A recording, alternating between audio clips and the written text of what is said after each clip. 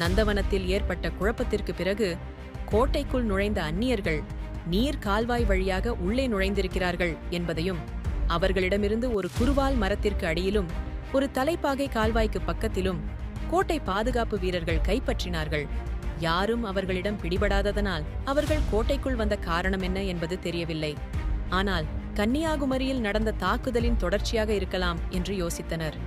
பவழகணிவாயரும் அதங்கோட்டாசிரியரும் விலாசினியிடமும் பகவதியிடமும் மகாராணியின் மனநிலை இன்று சரியில்லை, அதனால் கூடவே இருந்து கவனித்துக் கொள்ளுங்கள் என்று கூறினார்கள். விலாசினியும் பகவதியும் மகாராணியின் அறையில் தங்கினார்கள். விலாசினி சிறிது நேரத்தில் நன்கு தூங்கிவிட்டாள்.